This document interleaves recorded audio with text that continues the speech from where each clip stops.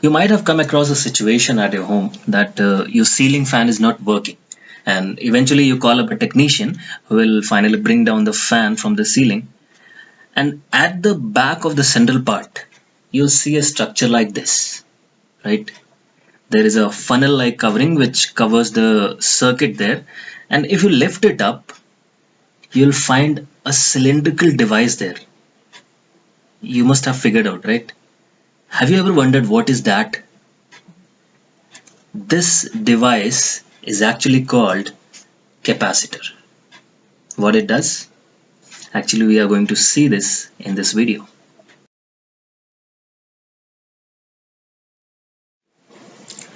Very first question, what is a capacitor? We have a very simple answer. A device used to hold charge, or a device that stores electrical energy. In other words, now the question arises, how? How is it used to hold charge, or how it can store electrical energy? If you open up a very basic capacitor, inside that capacitor you will find that there are two metal wires, and at the end of these metal wires there will be two metallic plates attached with it. Now it's not looking like a very complicated structure. There is nothing complex structure inside. Yet this device is holding a charge. It is playing a vital role in machines. But how? How these two plates and this arrangement is holding the charge? It is storing the electrical energy.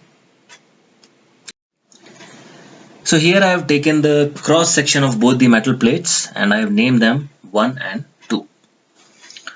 Now we have a very basic knowledge that number of electrons is equal to number of protons for a neutral material, right?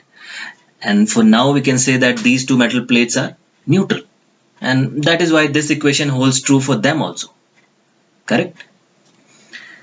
Now if I connect both these plates to a battery, what will happen?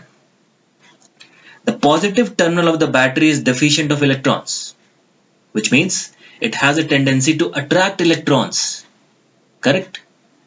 Now the plate 1 is connected to positive terminal of the battery. What will happen? The electron will start flowing from plate number 1 to the positive terminal of the battery, correct? And what will happen after that?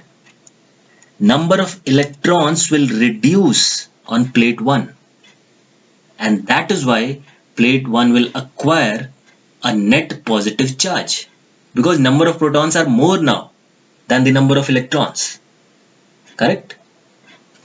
Now look at plate number 2. This plate is connected with negative terminal of the battery, and negative terminal has excess of electrons, which means it will deliver electrons to plate number 2, or in other words, plate number 2 is accepting the electrons. Now what is the equation? Now the number of electrons are more than number of protons on this plate. What does it imply? There is a net negative charge on this plate, correct? Now what do you observe? There is a plate with positive charge, and on another plate there is negative charge, and they are placed close to each other. What will happen? The positive charges and the negative charges will try to come as close as they can. Why?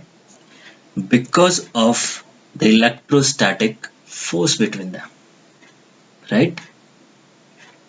Now this process will keep happening, like plate 1 will donate the electron which will go to the positive terminal of the battery, and the negative terminal of the battery will deliver the electron to plate number 2, and like this only these two plates will have a hold on each other due to charges on them, right?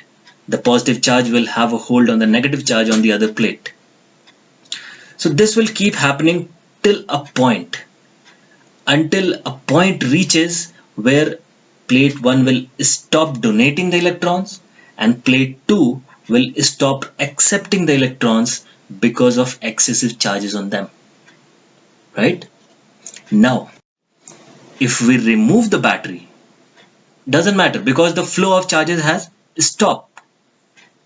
After we remove the battery, there will be a positive charge on the first plate and a negative charge on the second plate because they have a hold on each other due to electrostatic force between the charges, right?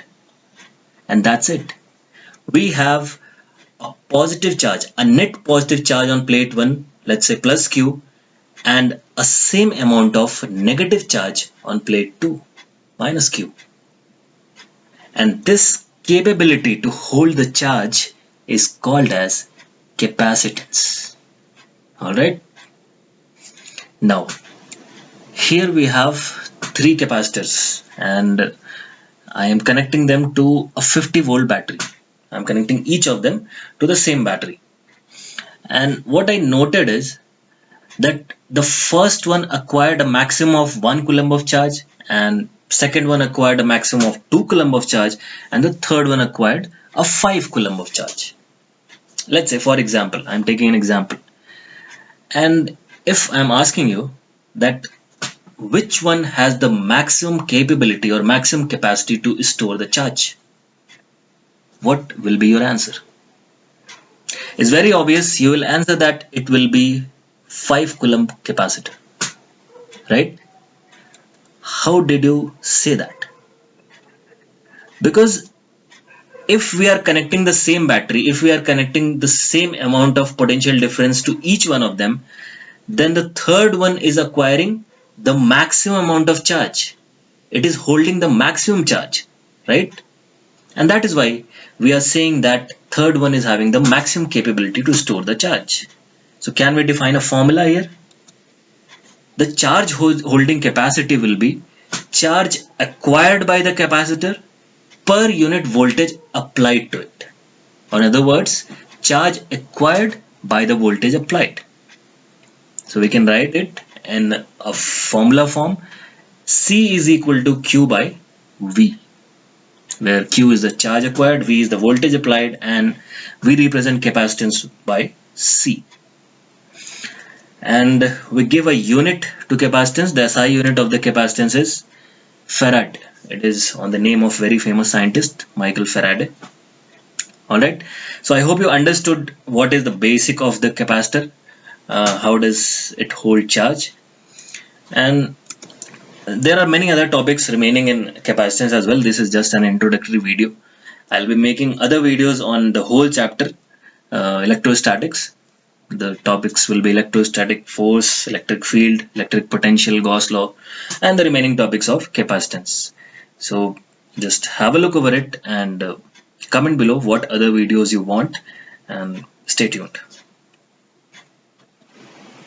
Now if you like the video, do like, share and subscribe, and for any queries feel free to drop a mail at slidescreen@gmail.com.